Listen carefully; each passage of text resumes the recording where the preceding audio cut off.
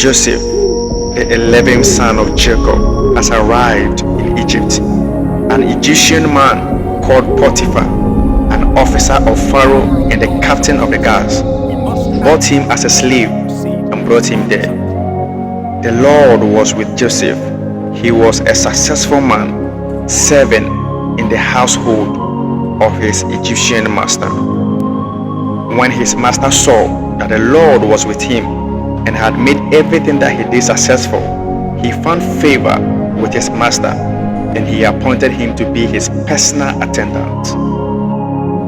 Potiphar also put him in charge of his household and placed all that he owned under his authority. And from that time that he put him in charge of his household and placed all that he owned under his authority, God blessed the Egyptian's house because of Joseph.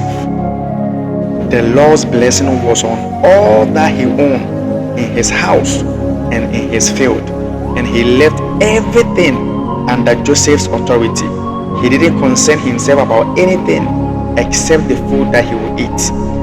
Now, Joseph was well built and was looking very handsome.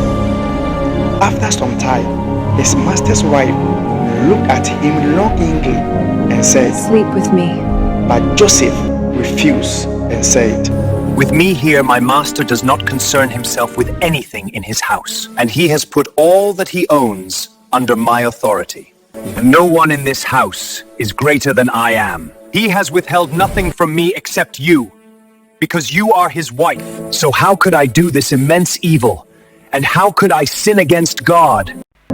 Although she kept speaking to Joseph about this, but Joseph refused to go to bed with her. One day, he went to the house to work, and none of the household servants were there. She grabbed her by his garment and said, "Sleep with me."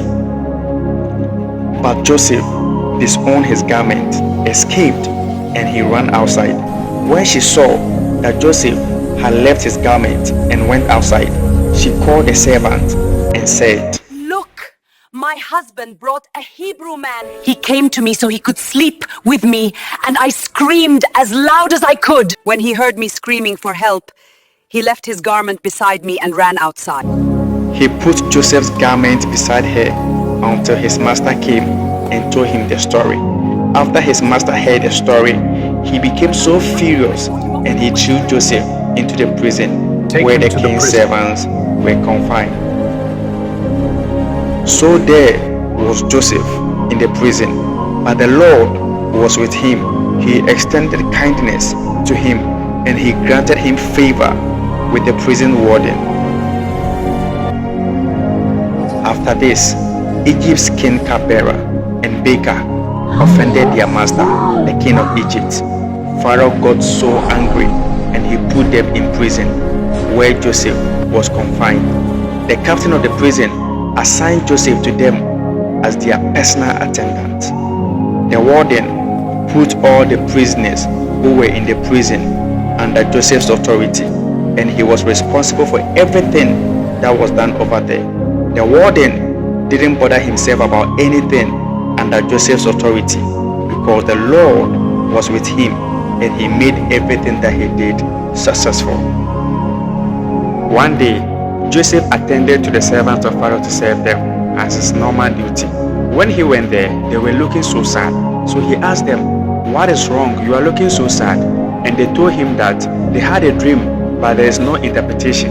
And Joseph said, "Isn't interpretation belong to God? Tell me your dream."